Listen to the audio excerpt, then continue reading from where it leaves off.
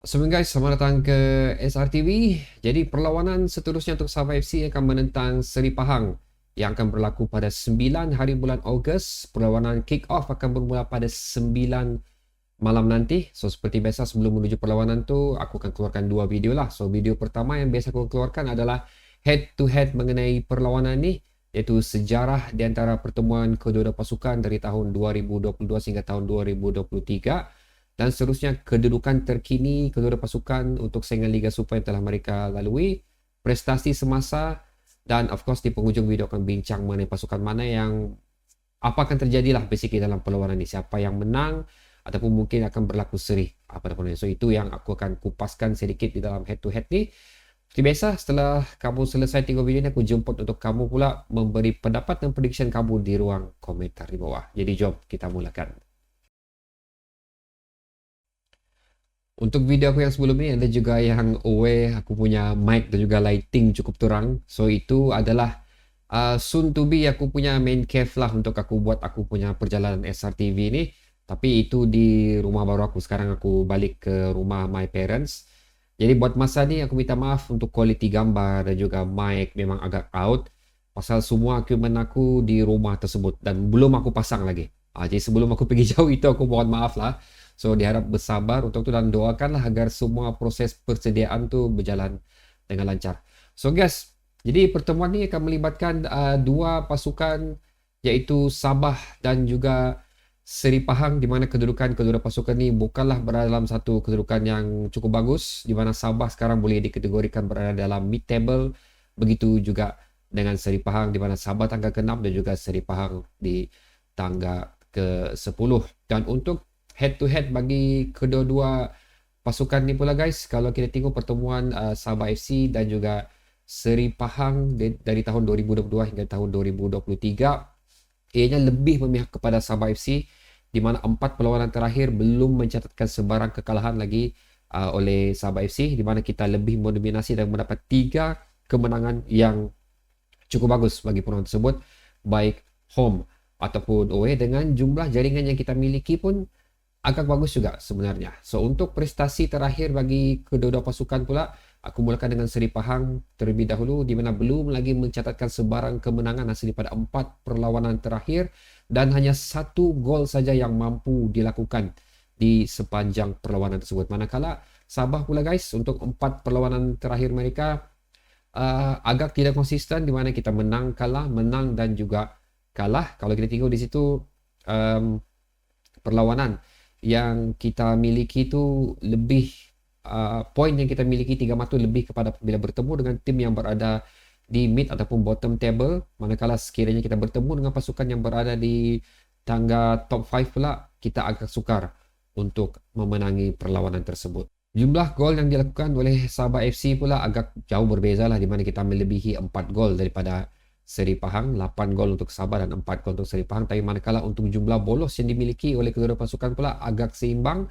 Walau macam mana pun kita lebih 1 bolos daripada Seri Pahang. Hasil daripada perkongsian data tersebut, aku merumuskan di sini again ialah merupakan satu perlawanan yang bilang orang big advantage untuk Sabah FC.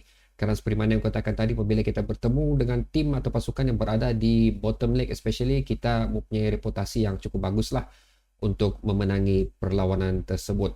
Dan dikenakan lagi dengan Seri Pahang sekarang ni, aku nak tahu apa terjadi dengan Seri Pahang, yang merupakan satu tim yang cukup bagus pada 2 musim lepas, tapi seolah-olah pada musim ni mungkin entah tidak mendapat sentuhan yang sepatutnya daripada Fandi Ahmad untuk Seri Pahang, membuatkan mereka salah satu pasukan yang agak sukar untuk menjaringkan gol selepas 4 perlawanan. So itu yang menunjukkan satu benda yang cukup berbeza apa yang dimiliki oleh kedua pasukan lah. Walaupun advantage juga sebenarnya milik Pahang kerana beraksi di stadium mereka sendiri, tapi sekali lagi terbukti ianya bukan satu bilang orang mampu membantu mereka untuk mendapat sebarang kemenangan ataupun mendapat gol yang lebih pada perlawanan tersebut. Manakala Sabah FC pula guys, sekiranya masih belum mampu untuk menurunkan lagi key player kita, kerana hasil daripada bacaan yang telah aku dapati, OKS ada menyatakan seperti Stu dan juga Sadil mempunyai long term injury.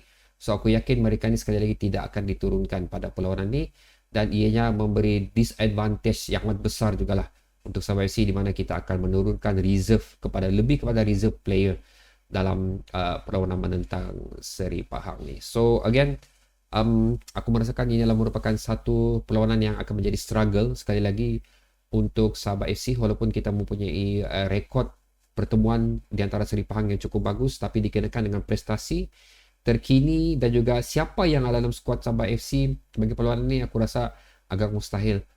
Bukan mustahil, agak sukar untuk kita mendapat 3 mata pada perlawanan ini. Tapi walau macam mana pun, aku still menjagakan kita mempunyai advantage tersebut dengan pemain-pemain yang jarang diturunkan telah pun beraksi pada beberapa perlawanan.